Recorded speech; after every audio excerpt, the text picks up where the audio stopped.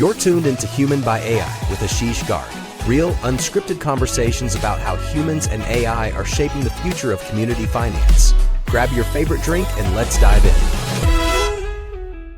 in. All right, welcome, ladies and gentlemen, to another edition of my podcast, Human by AI. Today I have Matt Stegall. It's not Stegall, it's Stegall from Vantage Credit Union with me. With the GAC 2026 show in Washington, D.C. It's very, very cold out there. And so, Matt, tell me a little bit more. Yeah, exactly. Bear sweaters. So, Matt, tell us a little bit about you. Where do you live? What exactly do you do for the credit union? And how did you get into the credit union movement?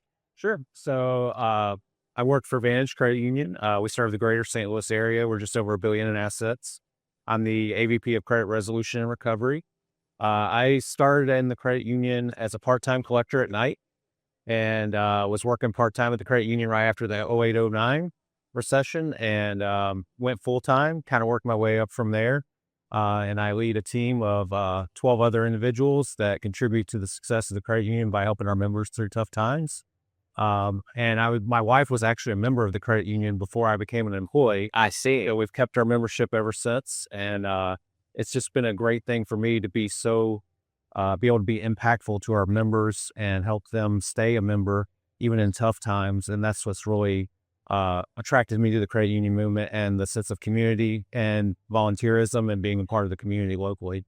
I see. So on the topic of collection, man, I have to tell you a story. Okay. I grew up in India, came to America as a graduate student. Yep. I was at UC Santa Barbara, and then later I got a internship at Texas Instruments in Dallas, Texas. Oh. So I was in Dallas. For some reason, I had to go to the ER emergency, and my California health insurance did not cover Texas. Oh, wow. So for whatever reason back then, I'm talking 25 years ago, so my health insurance was only available in California. I did not know that. I go to this ER, they take care of me. And then 2 weeks later, a bunch of bills started appearing. And again, this is my first time in America. And somehow I had a hypothesis that if you ignored these bills, they just go away. Yep. Well, the thesis was true. If you ignore these bills, they do go away. But I did not realize it left a big dent on my credit report. And sir, I carried that dent for 7 years. Wow. After that. And then this small $200 bill, the amount of impact it had later in my life when I tried to take a loan was just tremendous. Yep. Yeah. And that's the difficult part about collections at times is the need for communication and helping educate people on how they can help themselves and deal with things and the options available. So that story kind of resonates with me as far as like, that's what we want to do. We want to educate members on how to get themselves out of trouble or how to proceed in their financial lives. So being able to talk to them in the way that they want to be talked to, any communication channel is super important, and providing education information. So they don't have to have stories like yours, right? Yeah. So I'm sure that's what inspired you along in your career. Yeah. And why you're doing what you're doing. Absolutely. Yeah, absolutely. And since then, I have to tell you that I've been very diligent on all my credit. Yep. And so I'm very proud to report my very low credit score is now in almost 800. Awesome. And I protect that very diligently because I've been bitten once. So yeah, there's so many tools now to be able to keep an eye on. Yeah. You have to. Yeah. Yep. Yeah. Anyway, so trip down the memory lane. But the real topic here, Matt, is about AI and also about the human touch. Yep. So could you tell me a little bit about AI? Do you use AI in your personal life? Do you use AI at work? Yep. So like many credit unions, we're finding our way through the AI journey. Yeah. We do have access to Copilot. I use it very often. It helps me to, kind of summarize and get key points out of like long legislative things or law changes. It helps me look at data. Obviously, the biggest thing is making sure we don't have any of our member data exposed, being very careful with that, keeping things in rails. And we're also currently starting our journey with using AI to analyze our phone calls and things like that, and also to provide information cards for our employees so they can better assist our members while searching for stuff. Yeah. And then we're also using it to analyze, like to coach and things like that. So even though we're very young in the journey, I feel like we're on a good path starting there. But to me, it's a productivity tool, a way to make humans more effective. Yeah. Because you'll never lose that human touch, because your humans should be exception processors and help with really difficult situations. But the things that can make them faster and easier, why not take those wins and be more efficient? Yeah. I love what you said, that it's really efficiency tool. Yeah. We absolutely need the human touch. But I'll tell you, I live in the Silicon Valley, and a lot of sort of the talk track coming out of Silicon Valley of late has really been that AI is going to displace jobs massively across the country. And when I look at all of that, I really worry about my kids, et cetera, right? Because my kids are still young, what the future looks like for them. Are you seeing any of these fears in your team, in your workplace, in your community, that people are being scared of AI, whether it'll take away their jobs? I mean, you definitely have people that are, concerned about environmental impacts, and you're concerned about, what does it mean for the future? I would say it's probably more prevalent in the IT side because of how much it's advanced coding and things like that. Yeah. But I think the IT people that are looking into it and seeing how it's just improving their process and allowing them to move on and learn other things, and how they can service it and adapt it to other products. I think those are the people that are going to kind of capture the future and be willing to be constantly learning and replacing those old skill sets with new skill sets, and making use of it. But I definitely think it's a concern. The problem is you have to continue to be willing to adapt and advance. So, but I definitely think there's probably a split 50-50, right? Yeah. And people are concerned, but it's all what you make of it and how you use it, right? Yeah. You're spot on. And at least in my company, I'm the founder and CEO of L-Troopy. We have about 250 colleagues. Almost half of them are engineers. Right. And one of the things we are seeing is really productivity gains. Like you said, AI is an efficiency tool. So we're deploying AI across our company and making developers more productive. But at least at this point in time, I feel we really need the developers. I do not trust AI to be able to write the entire code base. Right. I think that's very scary. Yeah. Yeah. And I mean, you're always going to need people that know how it works. Yeah. What it's supposed to happen. Yeah. And do testing and check what it produced. Right. Validation, right? So, because you can never go live with something until you're sure it's working the way you want it to. And there's always going to be bugs when you go live with something, but, having the people that have that knowledge to be able to still tell when things are going wrong or when something needs to be tweaked is super important. So I think that's going to be more of the process. Instead of spending hours and hours coding, you're going to be learning how to, validate and make sure that the systems are working the way they're supposed to. Yeah. Wonderful. Yeah, let's switch topics and talk about the human touch. I love the way you said that, right? The human touch.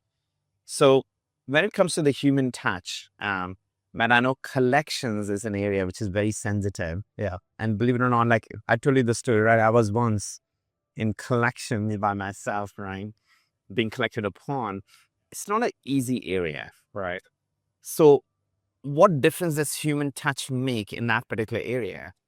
So I think it's super important to show a lot of empathy, be a listening ear. You have to adapt your conversation to the person and their situation. There's not really, in today's world, there's not literally a cut and dry delinquency situation. And we don't really have people who are what they used to call probably 30 years ago, people who are bad debtors or whatever like that. Nowadays, it's people who are having life shock events. So they're losing a job, they're having a medical issue. They've had a death in their family.